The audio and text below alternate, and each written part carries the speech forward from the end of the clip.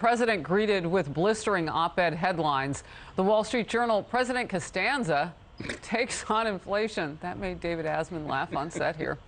New York Post, inflation's roaring and all Biden can offer is a recycled pack of lies. And the Washington Examiner, Biden fumbles for a new inflation excuse. Gas prices again hitting a high, an all-time high. People on the president's home state of Delaware are definitely feeling it. Well, they live in the United States, so they would. This is insane. That's almost $100 for me to fill my tank up. With these prices, it got to be fixed because it breaks people's pockets. President Biden, he's the cause of this. If he would have opened up the pipeline and didn't bow down to the hyper climate control activists, we wouldn't be in the position that we're in today. President Biden is going to have a similar legacy as Jimmy Carter. Ooh. See, Americans are super smart. David Asman just said hire him. Well, he's so got clear. a job. He's busy. Fox business anchor here. Did you catch the second gentleman we talked with? Because I think it's important to really talk with people to find out where they are. He paid $100. You didn't see him standing next to a diesel truck, did you? No, he had his personal vehicle. It wasn't even an SUV. That's right. I mean, so we're talking regular unleaded prices being at a record high in our nation. And what Americans' gut tell them is exactly what is translating into the economy itself. We talk about diesel fuel. You mentioned diesel fuel. They know, Americans know that all of our stuff is delivered by diesel. More than that, there are a lot of factories around the country that are powered by diesel as well. So that affects the bottom line of everything that we use, everything that we eat, everything that we put in our home, et cetera. The reason I laugh with the George Costanza line. Right. I don't know if folks saw Seinfeld with the episode where he decided he'd do exactly the opposite of what he usually does, and he succeeds doing exactly the opposite. Now, you read the Biden-Harris inflation plan. It's well titled because everything in there, it's a perfect plan for getting everything wrong on both inflation and growth. If you want to do something right with regard to lowering inflation and increasing growth, you do exactly the opposite of what this plan outlines. Wow. You know, I give you great credit for having read through it, because when the president had said yesterday, after we waited more than 30 minutes for him to tell us what the plan was, he called it the Biden-Harris plan. Right. But then he didn't give it to us. Yeah. So we couldn't even tell you what was in it until we actually read it, because he took on a new target.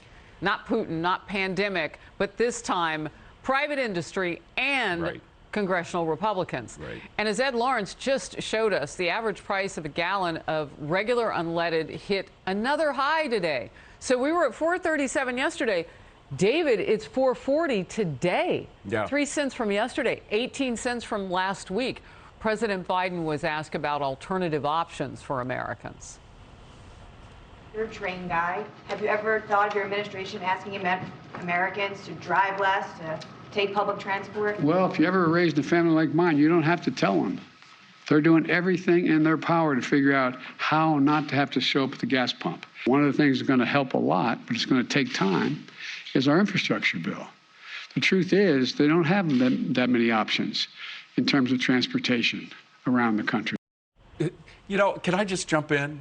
He's saying the Americans are doing the best to find out how not to do anything. This is not a country of do-nothings. This is a country of doing the most that you can possibly do. That's why we used to be, and I think still could be, the best nation in the world in terms of economic progress. He's suggesting we all sit home and don't do anything. We don't drive anywhere. We don't go anywhere. Well, that's Factories don't expand, et cetera. Well, that's what he does. That's what he does. That's what he did during the campaign. He's got a regular salary that most Americans don't have.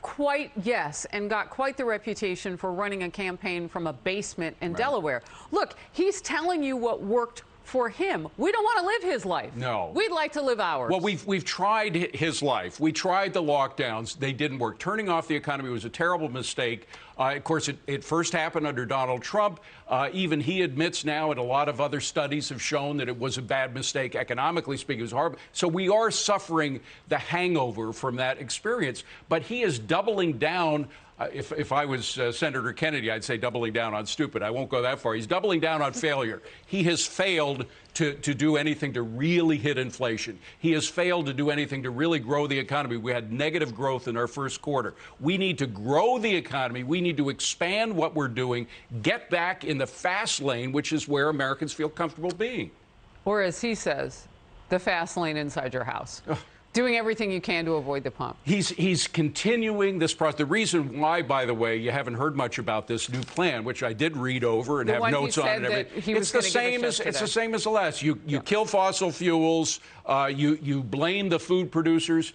You blame a plan that, by the way, Mitch McConnell rejected back 6 weeks ago. Let's stop at fossil fuels, because I had this discussion yesterday with a congressman, and I do think that it can be both. And Ari Fleischer and I had this conversation too. It can be that this is policy, but it can also be that this is politics. Right. So the reflexive, we're going to make the price of gasoline go so high so people have to go to electric, but then he goes and tries to buy dirty oil from Venezuela. He's flexing, but even the progressives know it's fake. Yeah. Even they know his favorite color is not the Green New Deal. It's like teal. And it's not real. Even if Americans were able, every American was able to buy an electric car, which costs more than normal cars. Well, where does the electricity come from? The electricity comes from our electric grids. They are powered by natural gas, coal, and by the way, his attacks on natural gas and pipelines, Jen Psaki says pipelines don't have anything. Of course they have a lot to do with oil. They transport oil and natural gas everywhere. Because of the attacks on that, we have reduced our dependence on natural gas, and now we're working more with coal. We're using 24% of our energy comes from coal now. Senator Joe Manchin, he can talk to you all about coal. That's right. And how to do it and all that kind of stuff. Yeah. Maybe Biden will listen to him. Republicans saying that the president's policies are to blame for the nation's shortage now of baby formula.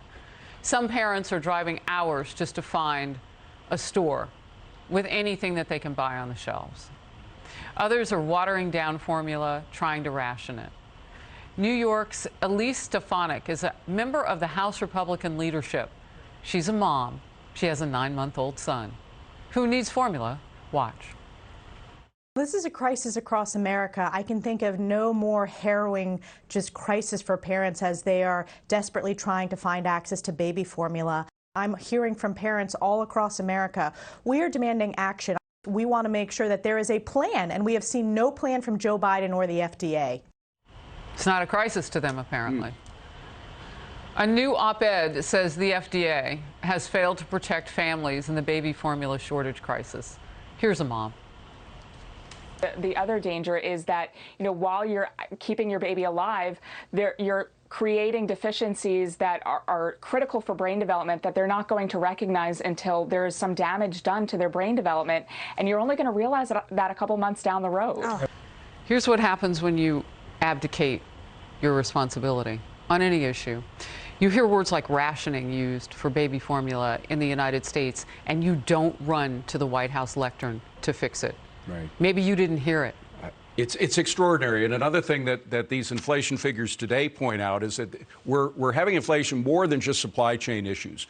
It's all of the ingredients that go into the stuff are not available, whether it's baby formula, fertilizer, which we depend on, the world depends on for food. Of course, most of the cost of making fertilizer comes from natural gas. They refine the products necessary for fertilizer from natural gas. So if you kill one part of the economy, you kill several other parts. It is an extension. We need to get back to the beginning, we need the economy to grow. Growth will solve most of these problems, including inflation. This administration has anti-growth policies. Babies can't wait for that, right?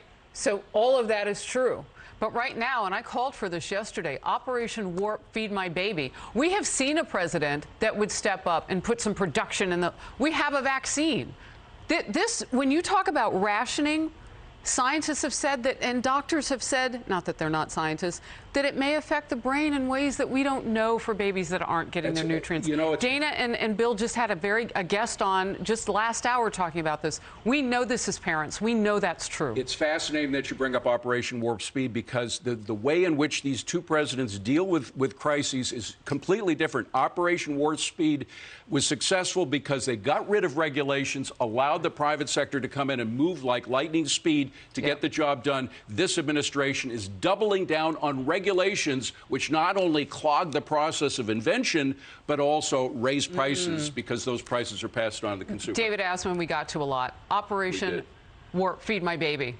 Let's see if we can trend it. Hi, everyone. I'm Brian Kilmeade. I want you to do me a favor. I want you to click to subscribe to the Fox News YouTube page. This is the only way that I know for sure that you're not going to miss any great commentary, any great news bites, any great interviews coming your way on Fox. You can get it all here on YouTube. So subscribe right now.